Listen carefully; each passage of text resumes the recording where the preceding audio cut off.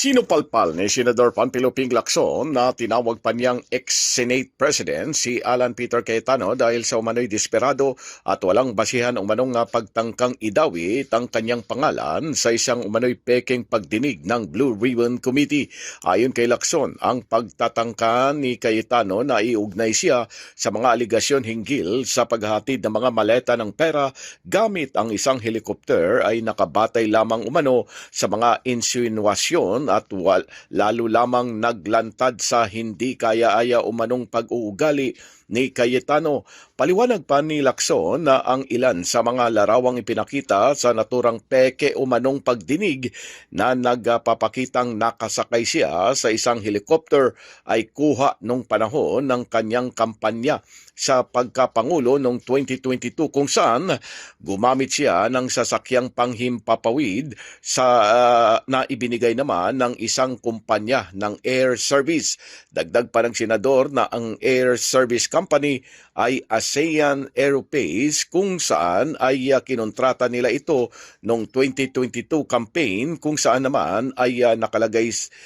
na sa kanilang sariling Statement of Contribution and Expenditures o SOSE na binayaran nila ng mahigit 11 million pesos para sa serbisyo.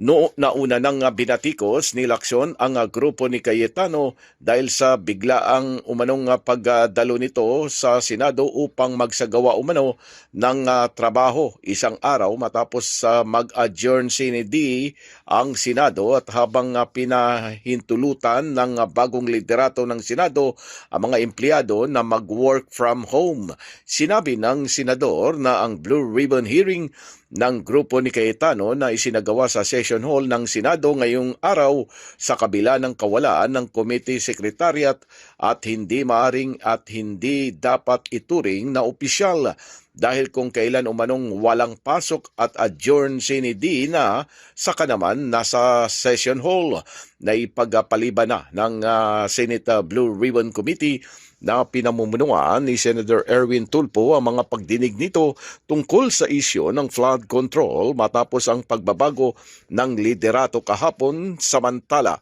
pinahintulutan naman ni Senate President Pro Tempore at Acting Senate President Sherwin Win Gatchalian ang mga empleyado ng Senado na magtrabaho mula sa bahay ngayong araw. Bago nito, pinuna ni Lacson at ng kanyang mga kasamahan sa nooy 11 miyembrong minority bloc ang ex-Senate President dahil sa pangunguna nito sa pag-boycott sa session ng Senado. Dahil sa naturang boycott, hindi nagawa ng Senado na maisagawa ang mga gawain nito na kapag pulong lamang ang Senado kahapon araw ng Miyerkules at nakapaghirang ng mga bagong opisyal bago mag-adjourn sinidi matapos sumama si Senator Francis Chis Escudero sa 11 miyembro na nooy minority bloc upang makabuo ng quorum. Pilipinas, mula sa Senado, Silvestre Rambulabay, Radyo